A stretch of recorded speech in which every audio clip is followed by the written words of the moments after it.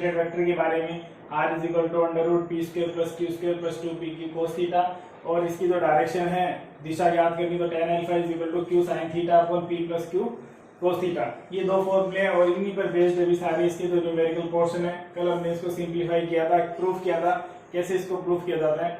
अब अपने इसको न्यूमेरिकल पोर्शन सोल्व करेंगे तो कंपटीशन के लिए सबसे इंपॉर्टेंट बात है। दूसरा एक बात और इसके अंदर कि ये जो हमने 2q cos थीटा या pq जो फॉर्म लिखी है p और q की फॉर्म में, और ये जो फॉर्म है वो वेक्टर फॉर्म है। कल हमने एक बार डिस्कस की थी कि यही बात इसके अंदर अप्लाई होती है इलेक्ट्रिक फील्ड में, ये बात अप्लाई होती है मैग्नेटिक फील्ड में, ये बात अप्लाई होती है फोर्स में।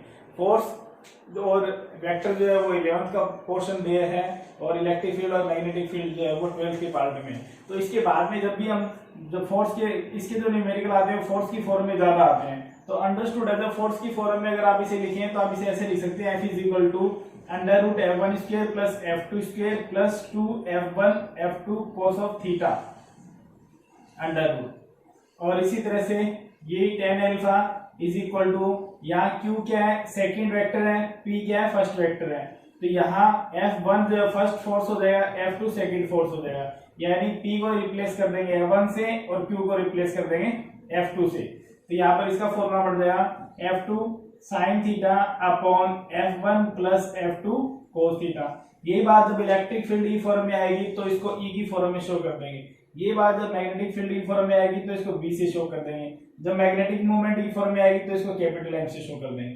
फॉर्मूले बाद में डेराइव नहीं करेंगे, ये यूज करेंगे फॉर्मूले सब जगह जहां भी आएंगे डायरेक्ट यूज होंगे। तो न्यूमेरिकल पोर्शन जो इसका फोर्स की फॉर्म में और वेक्टर की फॉर्म में दोनों पूछ लेते हैं। अब अपने इसको सोल्व करते हैं।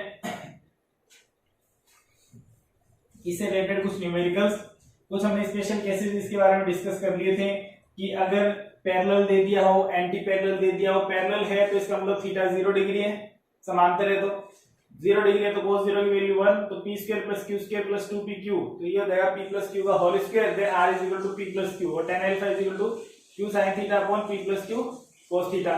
तो इसमें थीटा की जो वैल्यू है पैरेलल दे दिया 0 डिग्री है तो sin 0 हो जाएगा, 0 हो जाएगा तो यहाँ वैल्यू भी sin 0 से मल्टीप्लाई, sin 0 की वैल्यू 0 होती है, मल्टीप्लाई होकर सारी वैल्यू 0 हो जाएगी, डिवाइड में कुछ भी कोई फर्क नहीं पड़ेगा क्योंकि 0 में डिवाइड किसी भी करें तो 0 ही रिजल्ट आता है। तो tan alpha is equal to 0, tan में देख लो कि 0 वैल्यू कहाँ होती है, कहाँ होती है 0 वैल्यू 0 डिग्री पे होती है, इसका मतलब उसकी डायरेक्शन भी 0 होगी। तो ये कुछ अंडरस्टूड चीजें हैं इसके अंदर। पहली बात तो ये कल भी हमने लिखी थी, फिर भी डिस्कस कर लेते हैं कि थीटा की जो वैल्यू है वो कितनी हो, 0 डिग्री हो, तो इसका मतलब क्या हो, समांतर हो, क्या दोनों जो सदिश हैं वो समांतर है, ये दे रखा है हमें अगर क्वेश्चन में, तो क्या आ जाएगा r इज इक्वल टू आ जाएगा p प्लस q। इसकी सॉल्यूशन की जो डिटेल है वो डे 8 में है, डे 8 की क्लास में है, डे 9 की क्लास में हमने इसका न्यूमेरिकल क्वेश्चन सोल्व कर रहे हैं, तो ये आ गया इसमें। अब दूसरी बात, अगर आपको दे दिया theta is equal to 180 degree यानी एंटी पैरेलल, प्रति समांतर कहते हैं इसे, प्रति समांतर दे दिया जाए तो cos 180 की जो वैल्यू है वो -1 होती है, तो यहाँ भी इसमें माइनस आ जाएगा, तो r इज इक्वल टू आ जाएगा p माइनस q। तो अगर आपको दो वेक्टर दे रखे हैं 0 डिग्री पे दोनों ऐड हो जाएंगे और 180 डिग्री पर है तो उनको माइनस करते हैं। अब दूसरी बात एंगल की बात आती है, तो जब इसको इसके लिए tan अल्फा सोल्व करेंगे तो tan alpha is equal to sin 0 0 हो जाएगा, तो वैल्यू आएगी 0। अब अपने को ये देखना है tan अल्फा अगर में 0 कहाँ होता है, tan alpha is equal to लिख सकते हैं tan 0 0 डिग्री, तो 0 डिग्री में इक्वल होता है, दोनों की ट्रिग्नोमेट्रिक फंक्शन इक्वल है तो एंगल भी इक्वल होगा, तो अल्फा की वैल्यू आ गई 0 डिग्री। इसका मतलब क्या हुआ कि एक फोर्स इधर है, एक वेक्टर इधर है, दूसरे वेक्टर की डायरेक्शन इधर है, तो इनका जो रिजल्टेंट है टोटल जो बनेगा उसकी डायरेक्शन भी इधर ही होगी। कॉमन सेंस की बात है कि अगर अब फोर्स लग रहे हैं, दो फोर्स लग रहे हैं किसी बॉडी पर, इधर हम धक्का दे रहे हैं किसी टेबल को, दूसरा व्यक्ति भी इधर दे रहा है, तो F1 की डायरेक्शन भी ये होगी, F2 की होगी, तो रिजल्टेंट जो टेबल पे लग रहा है तो उसके कारण टेबल जो है वो इसी डायरेक्शन में मूव करेगी। इसका मतलब तीनों एक ही डायरेक्शन में हो गए, तो थीटा क्या आ गया 0 डिग्री। तो ये डायरेक्ट पूछ ले जाए तो इसको सोल्व करने की जरूरत नहीं है, अगर अपने को पैरेलल दे दी जाए कंडीशन तो r is equal to p plus q होगा, और थीटा की जो वैल्यू है एंगल जो होगा जिसको अल्फा अज्यूम कर रखा है हमने, एंगल जो होगा डायरेक्शन कहते हैं, एंगल कहते हैं वो 0 डिग्री होगा या समांतर होगा। दूसरी बात 180 डिग्री है तो रिजल्टेंट वेक्टर जो है वो माइनस हो जाएगा, और यहां से जब सोल्व करेंगे तो इसकी वैल्यू अपने को सोल्व करके निकाल सकते हैं। tan alpha is equal to cos 180 -1 है और साइन जो है 180 वो 0 होता है, तो साइन 180 की वैल्यू 0 और cos 180 -1, तो इससे सोल्व करके या इसके अकॉर्डिंग फॉर्मूले के अकॉर्डिंग इसको सोल्व करना पड़ेगा, उसकी वैल्यू आ जाएगी। तीसरी बात, अगर 90 डिग्री हो तो 90 डिग्री में सोल्व करना ही पड़ेगा, लेकिन थोड़ा सा जो कैलकुलेशन है वो कम हो जाएगी, क्योंकि cos 90 की जो वैल्यू है वो क्या होती है 0 होती है, तो इस 0 से मल्टीप्लाई होकर ये इतना पार्ट 0 हो जाएगा, इतना पार्ट 0 हो जाएगा, तो उसका वैल्यू बढ़ जाएगी r = √p² + q²। और इसी तरह से फिर यहाँ रखना पड़ेगा, sin 90 की वैल्यू 1 हो गई और cos 90 की 0 हो गई, तो यहाँ से tan अल्फा की जो वैल्यू है वो आ जाएगी sin 90 1, तो ऊपर बचेगा q अपॉन में cos 90 0, तो ये वाला पार्ट 0 हो जाएगा q/p। तो सीधा अपने सेकंड जो वेक्टर है उसमें फर्स्ट वेक्टर डिवाइड करके भी इसका एंगल प्राप्त किया जा सकता है, और वो किसके द्वारा आएगा, इस फॉर्मूले के द्वारा, थर्ड कंडीशन से आ जाएगा 90 की कंडीशन में। अगर हम लोग ऐसा दे रखा हो तो अगर हमें ये बात ही पता है तो हम इनका डायरेक्ट आंसर बता सकते हैं। तो अब बात करते हैं इसके कुछ आगे क्वेश्चंस की, जिनमें और अगर क्वेश्चन घुमा फिरा के पढ़ा जाए तो किस प्रकार से इन टॉपिक से क्वेश्चन बनते हैं, उनको अपने सोल्व करते हैं। सबसे पहले एक सिंपल क्वेश्चन लेते हैं।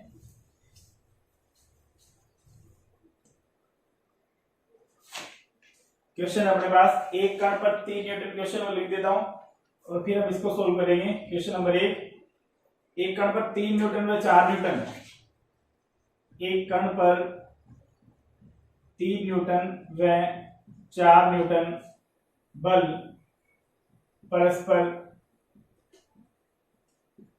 लंबवत आरोपित किए जाते हैं। तो इसमें पूछा है परिणामी बल का परिमाण व दिशा क्या होगी। जैसा अभी हमने बात की है उसी से सोल्व होगा ये। परिणामी बल का परिमाण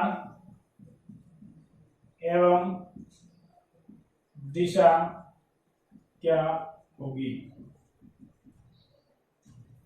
सोल्व करें, देख लें पहले क्या क्या दे रखे हैं। यहाँ P आप F1 F2 की फॉर्म में लिख सकते हैं, PQ में ले रखे हैं, PQ भी लिख सकते हैं। तो P की वैल्यू 3 न्यूटन आ गई, वेक्टर क्वांटिटी है ये, और वेक्टर जो है वो फोर्स भी वेक्टर है, इसलिए वेक्टर के लिए ये बातें अप्लाई होती है। और Q जो है वो भी क्या है 4 न्यूटन है। अब अपने क्या निकालना है, दो बातें निकालनी है, R की वैल्यू निकालनी है और अल्फा की वैल्यू निकालनी है। R के लिए थीटा की वैल्यू मैं दे रखी है 90 डिग्री, तो थीटा 90 है, तो cos 90 की वैल्यू क्या हो जाएगी 0 हो जाएगी। तो इस इक्वेशन में वैल्यू पुट कर दो, r ये आ जाएगा p² + q² का अंडर रूट, क्योंकि थर्ड स्टेप 0 हो जाएगा। वैल्यू पुट करें, p की वैल्यू 3 का स्क्वायर प्लस 4 का स्क्वायर, अंडर रूट लेंगे तो ये 9 + 16, और ये क्या आ जाएगा अंडर रूट 25, और इसका आंसर आ जाएगा 5। तो रिजल्टेंट वेक्टर जो आएगा वो जो फोर्स की वैल्यू है वो कितने आएगी 5 न्यूटन आएगी। अब इसकी डायरेक्शन की बात करते हैं। डायरेक्शन के लिए अपने पास क्या है tan अल्फा, और फॉर्मूला ऊपर लिखा है q sin theta upon p + q cos theta. तो sin 90 की वैल्यू cos 90 0 और sin 90 की भी जरूरत पड़ रही है, तो sin 90 होता है 1। तो यहां से वैल्यू पुट कर दो, तो ये आएगा q, अभी बात की थी, और ये आ जाएगा p। तो q और p में डिवाइड कर दो, वैल्यू पुट कर दो, कितनी है 3 q की वैल्यू, और ये 4 है, तो 4/3। आप इसे ऐसा लिख सकते हैं, अल्फा पूछा गया है तो ऑप्शन में इस तरह के रिजल्ट हो सकते हैं, tan इनवर्स 4/3 ये लिख दो, या पॉइंट्स में वैल्यू दे रखी है तो फिर पॉइंट्स में हो सकता है 4 में 3 का डिवाइड करेंगे तो वैल्यू क्या आ जाएगी tan इनवर्स 1.33। तो ऐसे भी लिखा हो सकता है। तो ये जब डायरेक्शन आपको बतानी है तो आपको अल्फा बताना है, जब आपको इसका रिजल्टेंट वेक्टर बताना है, परिणामी सदिश बताना है, तो हमें r की वैल्यू बतानी है। तो ये r की वैल्यू आ गई और ये अल्फा की वैल्यू आ गई। ये तो सिंपल क्वेश्चन है, जो अगर आपको डायरेक्ट आपको कोई भी दो वैल्यू दो सदिश दे दी जाए, परिणामी निकालना और दिशा निकालना। अब इनसे घुमा फिर आगे जो क्वेश्चन पूछे जाते हैं वो क्वेश्चन और अपने कुछ 2-4 क्वेश्चन सोल्व करते हैं।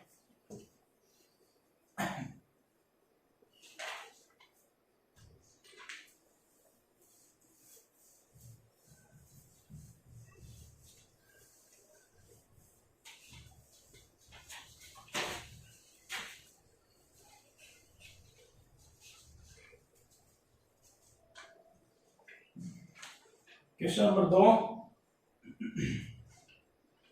दो परिमाण में समान सदिशों के मध्य कोण कितना होगा यदि उनके परिणामी सदिश व परिमाण भी उनके परिमाण के तुल्य हैं। दो सदिशों के मध्य कोण कितना होगा यदि उनके परिमाण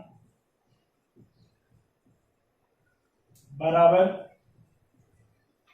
एवं उनके परिणामी सदिश के भी बराबर हो। अब इस क्वेश्चन में देखा जाए तो कोई वैल्यू दिखाई नहीं दे रही है न्यूमेरिकल वैल्यू, लेकिन इसके अंदर इनडायरेक्टली सारी वैल्यू दे रखी है। पहली बात तो हमें दो सदिशों के बीच का कोण P और Q के बीच का जो कोण होता है वो थीटा होता है, तो सबसे पहली बात तो हमें यहाँ थीटा सोल्व करके बताना है। दूसरी बात ये दे रखा है कि दोनों जो वेक्टर उनके परिमाण बराबर है, तो इसका मतलब ये दे रखा है P और Q दोनों बराबर है। तो तीसरी बात इसमें दे रखी है उनके परिणामी सदिश के भी बराबर है, तो इनका जो मान है वो इनका रिजल्ट आएगा उसके भी बराबर है। इनका रिजल्टेंट का परिणामी आता है R, तो यानी इसका मतलब क्या हो गया, तीनों सदिश जो है वो इनकी वैल्यूज बराबर है। अब अपने पास फॉर्मूला क्या है, R is equal to P square plus Q square plus 2pq cos theta. अब इसके अंदर हमें क्या निकालना है, थीटा की वैल्यू निकालनी है। थीटा की वैल्यू सोल्व करने के लिए तीनों वैल्यू बराबर है, तो तीनों की जगह सेम वैल्यू रख दो, चाहे तीनों की जगह p रख दो, चाहे तीनों की जगह q रख दो, चाहे तीनों की जगह r रख दो। जैसे तीनों बराबर हैं तो तीनों की जगह मान लो r रख देते हैं, तो ये तो r है ही r, इसकी जगह r रखेंगे तो r स्क्वायर प्लस q की जगह भी r रखेंगे तो r स्क्वायर प्लस 2 या r इंटू r, तो ये भी हो जाएगा r square into cos theta. अब इसका अंडर रूट हटा दें अगर, तो यहाँ क्या हो जाएगा, स्क्वायर हो जाएगा, r स्क्वायर इधर अंडर रूट हट जाएगा, r square plus r square 2r square plus 2r square cos theta, ये आ गया।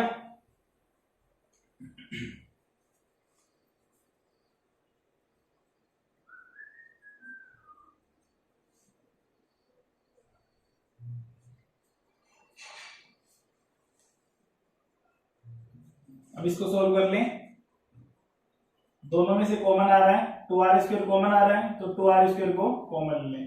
यहां बचा 1 प्लस कोस थीटा और ये r स्क्वायर से r स्क्वायर कैंसिल हो गया, और 1 प्लस कोस थीटा जो होता है वो 2 कोस स्क्वायर थीटा बाय 2 होता है, तो उसकी वैल्यू पुट कर दो यहां से, तो ये आ जाएगा 1, इधर आ जाएगा ये 2 इंटू इसकी वैल्यू होती है 2 कोस स्क्वायर थीटा बाय 2।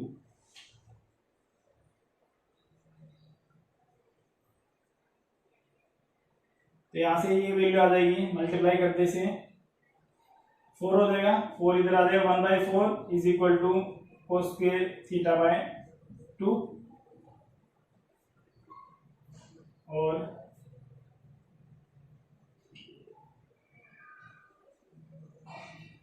इसका अंडर रूट लें तो cos theta by 2 is equal to 1/2, और कोस थीटा बाय 2 की वैल्यू 1/2 कोस 1/2 होता है 60 डिग्री पे, तो थीटा बाय 2 आ गया इज इक्वल टू 60 डिग्री, और थीटा इज इक्वल टू आ जाएगा 2 से इसको मल्टीप्लाई कर देंगे तो आ जाएगा 120 डिग्री, ये इसकी वैल्यू आ जाएगी। इस तरह से इसको सोल्व करना है कि अब यहाँ आपको वैल्यू दे रखी है, दो सदिशों के मध्य कोण कितना होगा यदि उनके परिमाण आपस में बराबर है और परिणामी सदिश के भी बराबर है।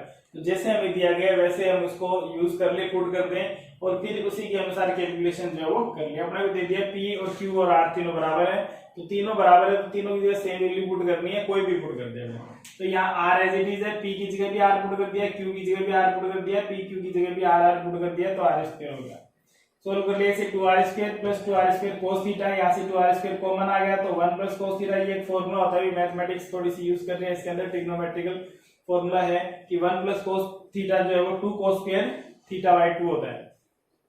तो यहां से ये कैंसिल आउट हो गया, अब ये 2 × 2 4, इसको डिवाइड में ले गए तो cos square theta by 2 is equal to 1/2 आ गया। अब अपने को ये देखना है कि cos स्क्वायर थीटा बाई 2 की जो वैल्यू है यानी cos थीटा की वैल्यू 1/2 कितने पे होती है, 60 डिग्री पे होती है, तो यहाँ लिख देंगे 60। तो ये दोनों का एंगल, इसका मतलब ये इस प्रकार से लिखा गया है, ये cos theta by 2 is equal to cos 60 degree, क्योंकि cos 60 डिग्री की 1/2 वैल्यू होती है, तो 1/2 की जगह cos 60 लिख दिया। ट्रिग्नोमेट्रिकल फंक्शन बराबर है, इसलिए theta by 2 is equal to आ गया 60 डिग्री, तो थीटा की वैल्यू आगे 120 डिग्री। इस तरह के क्वेश्चन जो है वो पूछ लिए जाते हैं, इंपॉर्टेंट क्वेश्चन है ये। कुछ क्वेश्चन और सोल्व करते हैं आगे।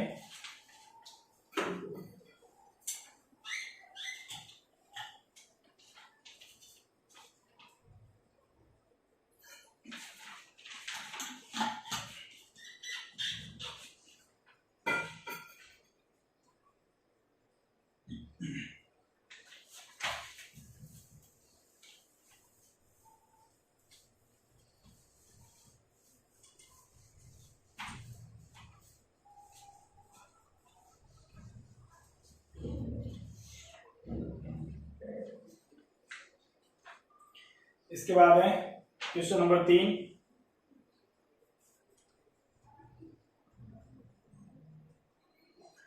क्वेश्चन नंबर 3 है two forces whose magnitude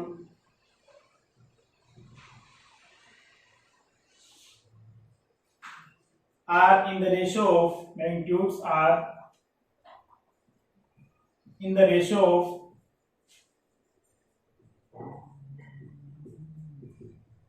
3:5. Give a resultant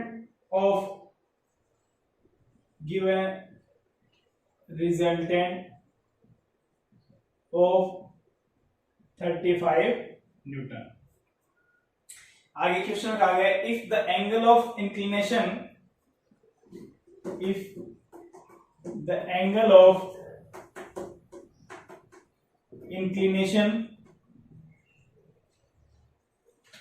be 60 degree, then calculate the magnitude of each force. Calculate the magnitude of each force. अब अपने को दोनों फोर्स यानी F1 और F2 की दोनों की वैल्यू बतानी है, इसके अंदर की उनकी वैल्यूज क्या होगी। क्वेश्चन देखो अपने को क्या दे रखे हैं, बता देता हूँ आपको हिंदी में। टू फोर्सेज हुज मैग्नीट्यूड, दो बल दे रखे हैं जिनका जो परिमाण है वो अनुपात में दे रखे हैं, और अनुपात कितना उनका 3:5 है। इनका अनुपात है 3:5, और इनका जो रिजल्टेंट वेक्टर है यानी हमें R की वैल्यू दे रखी है, P और Q भी अनुपात में दे रखे हैं, यानी P और Q की वैल्यू नहीं है, हमें वैल्यू बतानी है, अनुपात उनका दे रखे हैं। अब दे रखे एंगल ऑफ इंक्लिनेशन यानी थीटा की वैल्यू भी दे रखी है, तो यहां पर क्या क्या दे रखा है पहले हम वो लिख लेते हैं। R की वैल्यू दे रखी है 35 न्यूटन, और थीटा की जो वैल्यू दे रखी है वो 60 डिग्री, तो cos थीटा यूज करेंगे, ये लिख देता हूं मैं, cos theta is equal cos 60 होता है 1/2। आपको P और Q का अनुपात दे रखे हैं, P/Q इज इक्वल टू 3/5 अनुपात दे रखा है, इसका मतलब 3:5। तो अगर अपने पास ये लिखा है 9/15, तो इसका अनुपात भी 3/5 आएगा, 3:5 आएगा, तो वैल्यू नहीं पता अपने को कितनी है, कुछ भी हो सकती है। अगर 6/10 लिखा है तो भी 3:5 आएगा, इसीलिए अपने क्या मान लेते हैं कि इससे कोई भी संख्या मल्टीप्लाई होगी, दोनों से सेम संख्या मल्टीप्लाई होगी, वो संख्या हमें निकालनी है, और जब वो निकाल लेंगे तो P की वैल्यू और Q की वैल्यू आ जाएगी। तो यहां हम मान सकते हैं, एज्यूम कर सकते हैं कि P की जो वैल्यू है वो 3x है और Q की जो वैल्यू है वो 5x है। अगर हम x की वैल्यू निकाल लें तो P और Q की वैल्यू दोनों सोल्व हो जाएंगे। अब इनको सोल्व करने के लिए फॉर्मूला वही है, और अपने पास एक जो हमने सोल्व किया था कल डेराइव किया, उसी फॉर्मूले का यूज करेंगे। ये लिख देता हूं मैं, R is equal to P square plus Q square. Result आपको हमेशा ध्यान रखने हैं, सॉल्यूशन आता हो तो भी रिजल्ट पता होने चाहिए, उसके बाद ही हम न्यूमेरिकल में इनको अप्लाई कर सकते हैं। ये नहीं कि एक न्यूमेरिकल करने के लिए पहले पूरा डेरिवेशन करेंगे आधे घंटे। तो यहाँ वैल्यू पुट कर दे, इसकी जगह रखेंगे 35 या p की वैल्यू 3x का स्क्वायर, q की वैल्यू 5x का square plus 2 into 3x into 5x into cos 60 degree, इसकी वैल्यू होती है 1/2। सिंप्लीफाई करने के लिए इसको अंडर रूट से बाहर निकालना पड़ेगा। अंडर रूट से बाहर निकालने के लिए दोनों का और स्क्वायर कर दें। स्क्वायर करेंगे तो इधर लिखे 35 मल्टीप्लाई बाय 35। ऐसे में इसको मल्टीप्लाई करके मत लिखो, क्योंकि पहले मल्टीप्लाई करेंगे फिर बाद में सोल्व करना पड़ेगा। ऐसे टुकड़ों में इसे रहने दो। तो ये आ जाएगा 9x square plus 25x square plus 2 into 3 6, 6 into 5, ये 2 से 2 कैंसिल हो गया, 3 इंटू 5 15 एक्स स्क्वायर। अब आप इनको ऐड कर दो और x की वैल्यू निकाल लो। तो ये आ गया 15 plus 25 40 plus 9 49, 49 X square is equal to 35 multiply by 35। X square निकालना है तो एक्स स्क्वायर निकालेंगे 49 डिवाइड में चला जाएगा, तो 35 मल्टीप्लाई बाय 35 डिवाइडेड बाय 49। 7 से कैंसिल आउट हो जाएगा ये 7 और ये 5 आ गया, ये भी कैंसिल आउट हो गया 7 से 7 5 से, तो क्या आ गया 5 गुना 5 25 और x का x स्क्वायर बराबर आ गया 25 और x की वैल्यू निकालेंगे तो क्या आ जाएगी 5 आ जाएगी। अब x की वैल्यू 5 आ गई, वो 5 को यहाँ भी रख दो और वो 5 को यहाँ पे रख दो, दोनों जगह रख दो, क्योंकि अपने को यहाँ ये नहीं पूछा कि x की वैल्यू क्या है, यहाँ पूछा गया है दोनों जो वेक्टर है p और q उनकी वैल्यू क्या है। p और q की वैल्यू अगर पुट करनी है, सोल्व करनी है, तो इनके अंदर कंप्लीट वैल्यू रख दें। तो यहाँ p आ जाएगा, यहाँ p is equal to 3 into X की वैल्यू 5 है तो आएगा 15 न्यूटन, और q की वैल्यू आ जाएगी 5 into 5 is equal to 25 newton. Check करना चाहे तो क्वेश्चन में अपने को इनका रेशियो दे रखा है 3:5 है, तो p अपॉन q रिजल्ट देखने के लिए निकाल ले 15/25 निकालेंगे तो क्या हो रहा है 5 से कैंसिल हो रहा है, 5 गुना 3 15, 5 गुना 5 25, तो वही रिजल्ट आ रहा है। ठीक है, इसका मतलब p और q की जो वैल्यू है वो क्या आएगी 15 न्यूटन और 25 न्यूटन आ जाएगी। ये हो गया क्वेश्चन कंप्लीट। इसका आगे सोल्व करते हैं। Next question,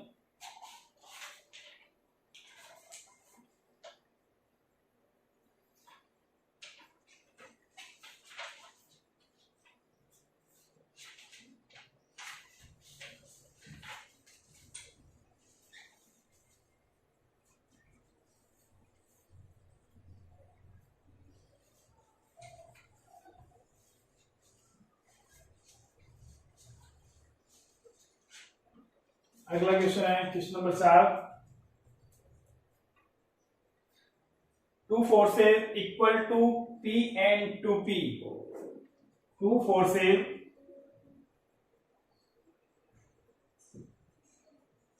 equal to P and 2P। दो फोर्स दे रखे थे कि वैल्यू P और 2P न्यूटन है, act on a particle, acts on a particle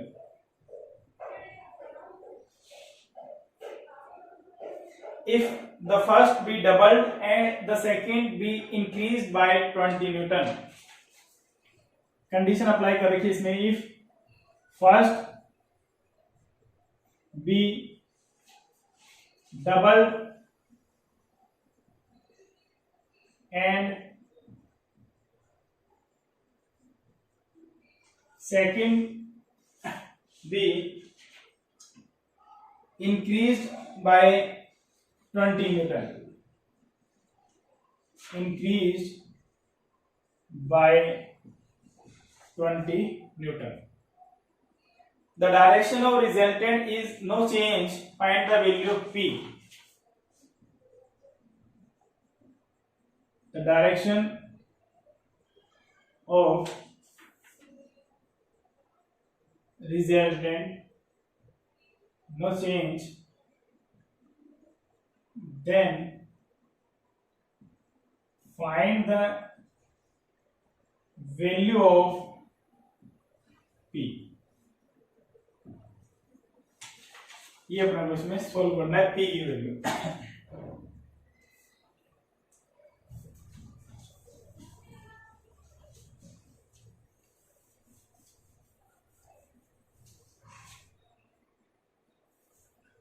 अब देखो क्वेश्चन क्या दे रखा है, two forces equal to P and 2P newton. दो बल दे रखे हैं, एक की वैल्यू P न्यूटन है, दूसरे की वैल्यू 2P न्यूटन है। एक्ट ऑन ए पार्टिकल, एक कण पर आरोपित दो बल है P और 2P, उनकी वैल्यू है, यानी P की वैल्यू P है और 2P की Q की वैल्यू 2P है। अब आपको क्या आ गया कि इस समय इसका जो एंगल है वो कोई भी कोण हो सकता है, इसका रिजल्टेंट का परिणामी सदिश का कोण अल्फा है। अब दे रखा है इफ फर्स्ट बी डबल, अगर पहले को डबल कर दे, तो पहले को डबल करेंगे तो P की जगह हो जाएगा 2P। दूसरा क्या हो जाएगा, second be increase by 20 Newton, second को 20 न्यूटन बढ़ा दें, 20 न्यूटन बढ़ा देंगे तो ये हो जाएगा 2P प्लस 20।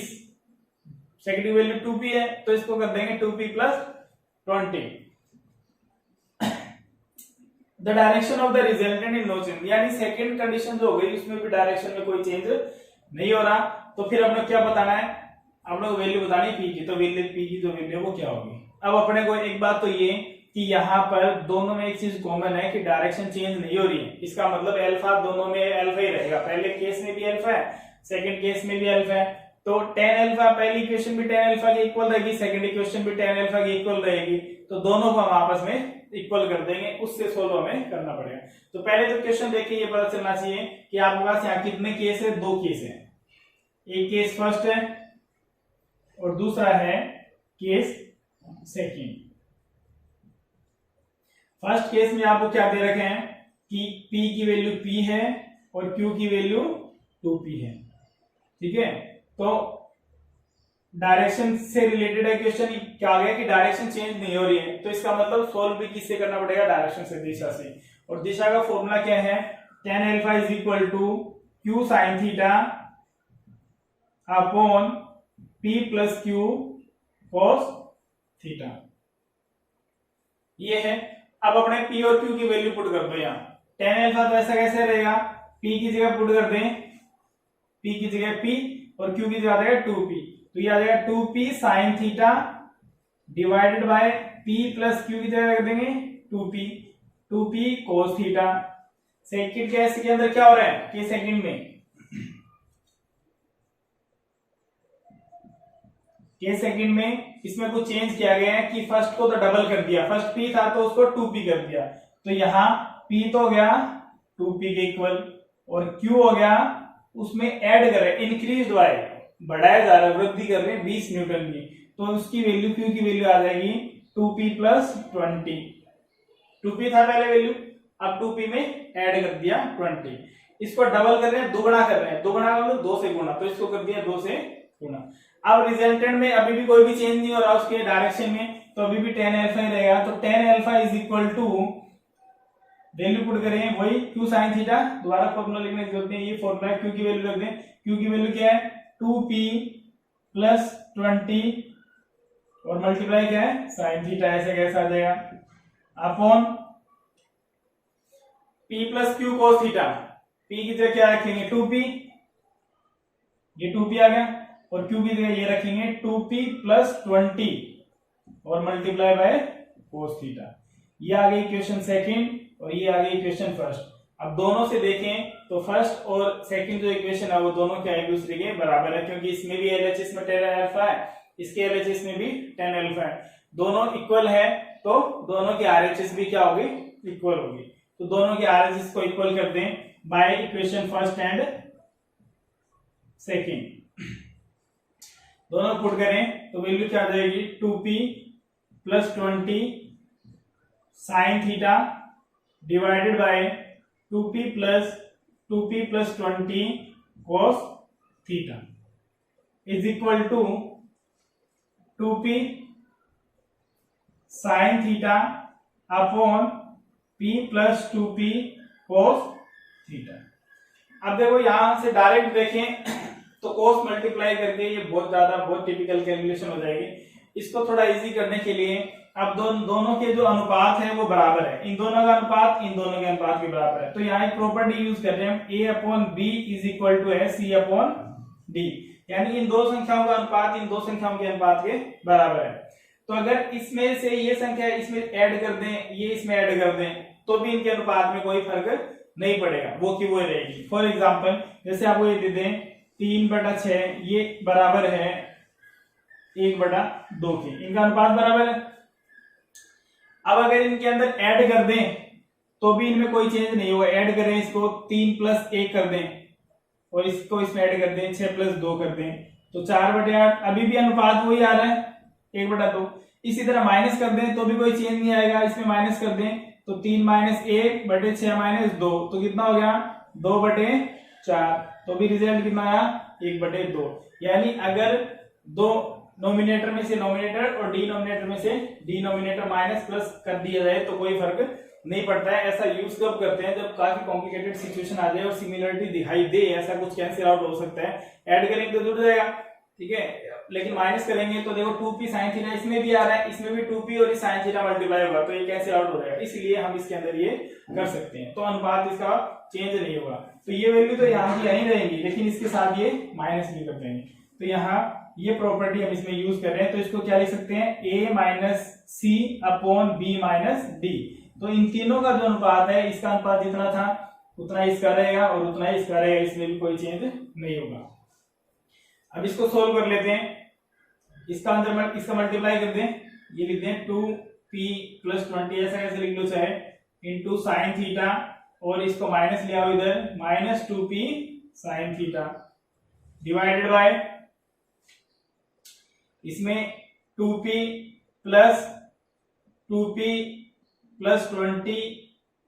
cos थीटा और माइनस आ जाएगा p और ये भी माइनस हो जाएगा -2p cos थीटा बराबर ये वैल्यू ऐसी रहेगी c अपॉन d। तो 2p sin theta upon p + 2p cos theta. अब इसको सोल्व कर लीजिए, इनको अंदर मल्टीप्लाई कर दो जो कैंसिल आउट होगा हो जाएगा, बाकी जो बच जाएगी वैल्यू थोड़ा इजी फॉर्म आ जाएगी, उससे कैलकुलेट कर लेंगे। तो यहां से आ जाएगा 2p sin theta + 20 sin theta -2p sin theta. तो इसमें क्या कैंसिल आउट हो गया 2p sin थीटा से 2p sin theta cancel out हो गया, क्या बचा ऊपर 20 sin थीटा। अब 20 sin थीटा तो ये sin थीटा इधर वाले sin थीटा से कैंसिल हो जाएगा।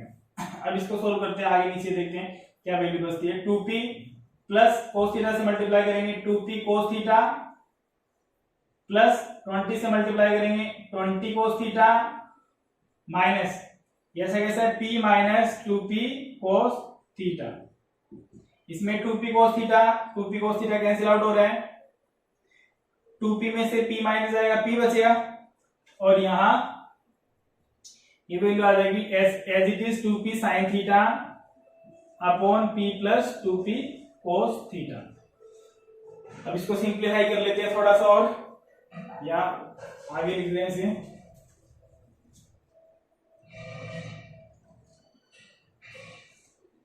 इधर लिख रहा हूं इसके आगे।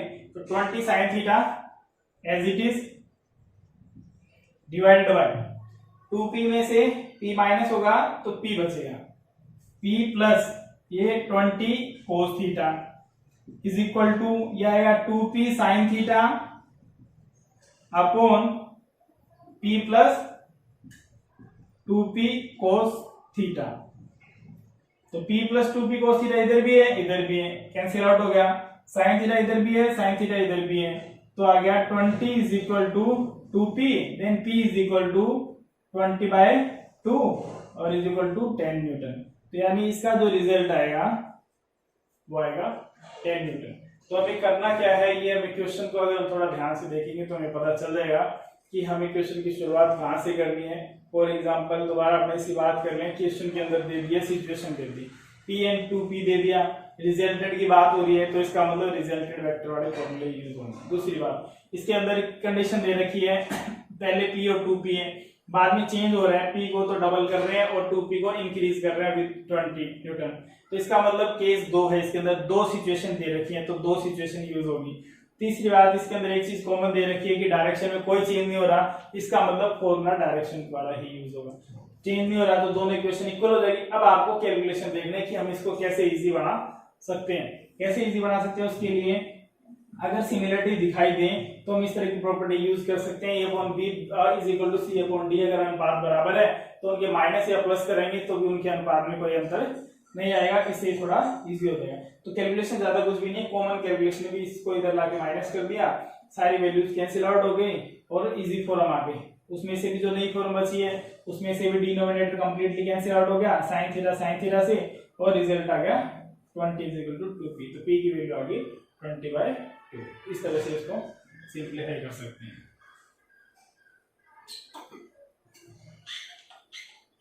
अब इसमें इस तरह के क्वेश्चन है, लगभग प्रैक्टिस करें तो बाकी क्वेश्चन भी हो जाएंगे। बाकी आप सभी प्रैक्टिस कर लेना। इसके अंदर कोई भी क्वेश्चन किसी में कोई प्रॉब्लम रहे, क्लियरिटी संबंधी कोई दिक्कत है तो आप इसमें कमेंट बॉक्स में डाल देना।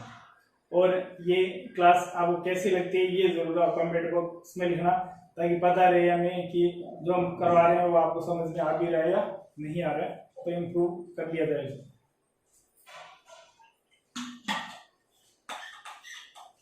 अब next question,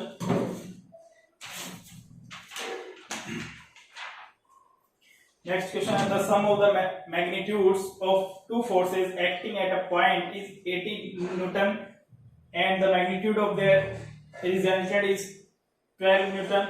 If the resultant makes an angle of 90 degree with the force of smaller magnitude, what are the magnitudes of two forces?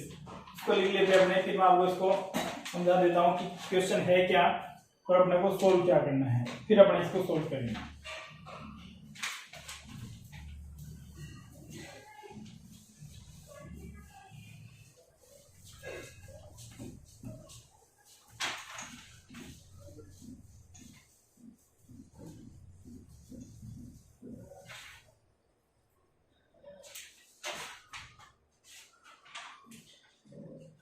Question लिख ले पहले। नेक्स्ट क्वेश्चन है ये, the sum of the magnitudes, the sum of the magnitudes of two forces are 18 Newton and the magnitude of their resultant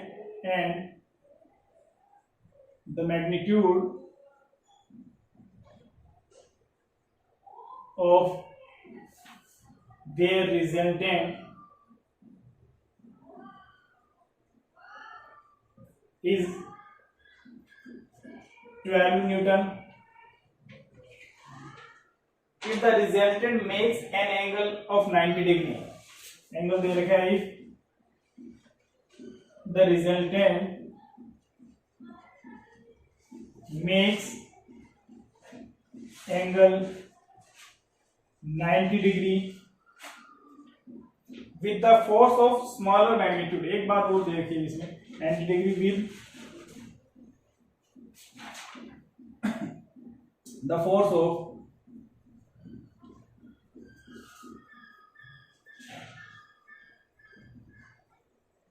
smaller magnitude,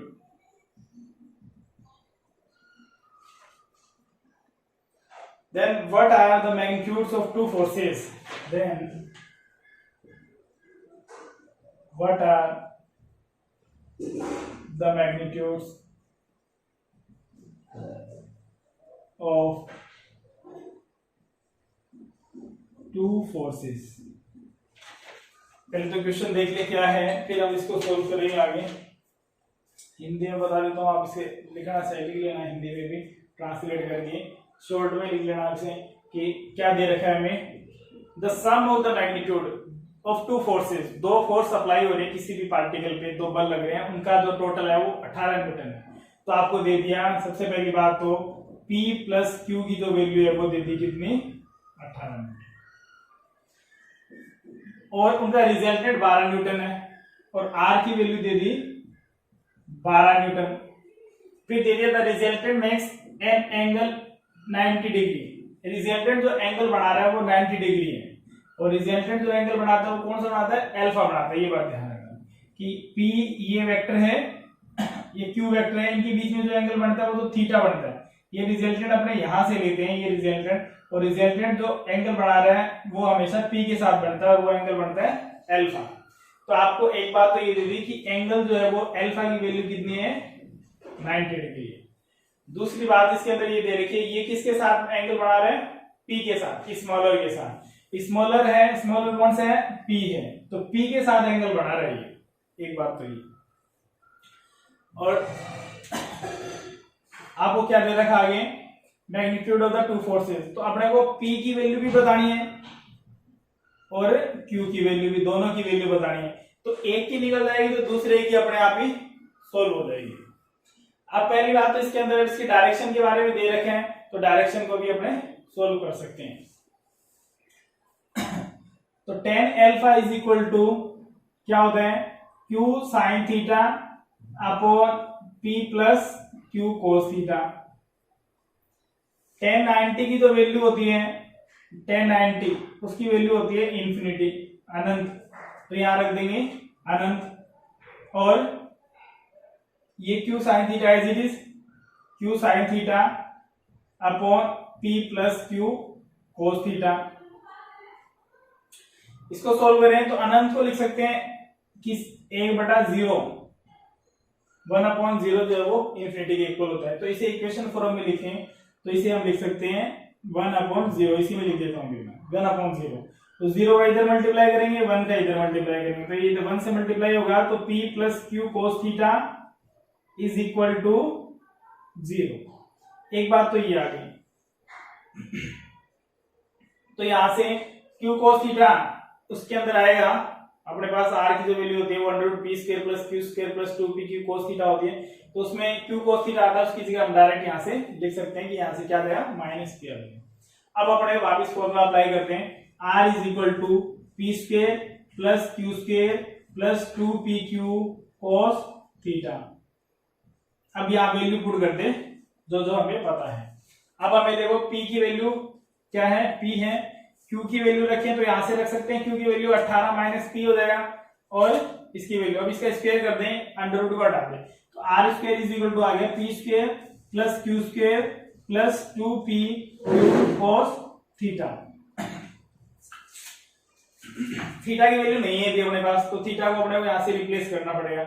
इसके लिए आपको जो जो वैल्यूज गिवन है वो वैल्यू पुट करें। सबसे पहली बात तो p की वैल्यू तो अपने पास p है ही एज इट इज, q की वैल्यू यहां से निकाल सकते हैं इस इक्वेशन से, तो q की वैल्यू आ जाएगी 18 माइनस p, एक तो ये आ गई।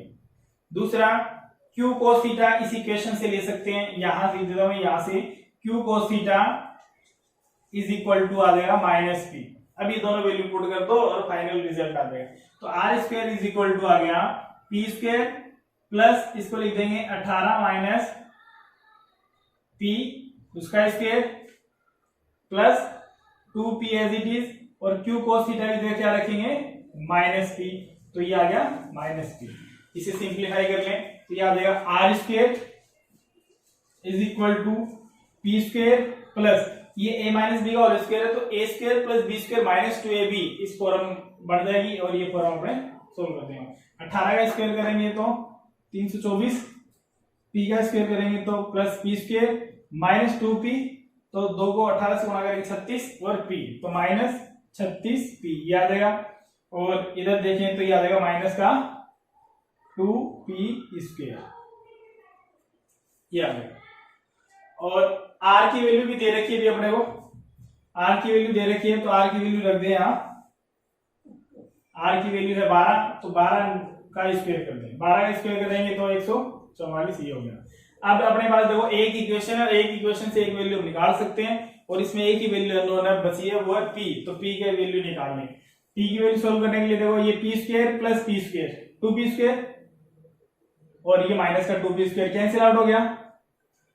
p की वैल्यू निकालनी है तो -36p इसको इधर ले, 144 है इसको उधर ले जाए, तो 36p is equal to 324 minus 144, minus कर दे इसे, 4 में से आ जाएगा 0, 12 में से आ गया 8, और 1 में से गया 1, तो 36p इज इक्वल टू आ गया 180 और p की वैल्यू आ गई 180 बटे 36 और ये कैंसिल आउट हो जाएगा 5 से। तो ये वैल्यू आ गई, p की वैल्यू आ गई 5 न्यूटन और q की वैल्यू निकालनी है तो q की वैल्यू है 18 माइनस 5, तो 18 माइनस 5 बराबर 13 न्यूटन। तो दोनों का सम हो रहा है 18। तो अपने पास ये वैल्यू आ गई p और q के लिए, ये इसकी फाइनल वैल्यूज है। तो ये इससे संबंधित जो न्यूमेरिकल्स हैं, जितने भी मेरे को न्यूमेरिकल लगे कि इनसे संबंधित हो जाने चाहिए सब प्रकार जिसके अंदर आ रहे। बाकी जो अब आपके भी जो आपके पास रिफ्रेशर को भी बुक्स तैयारी के लिए जो भी है उनमें से आप इसको सोल्व कर लें। ये आपको जो लेक्चर है वो कैसे लगते हैं इसके बारे में कमेंट बॉक्स में जरूर लिखें, ताकि आगे अगर कोई प्रॉब्लम आती है किसी को तो उसमें और इम्प्रूव कर लिया जाए।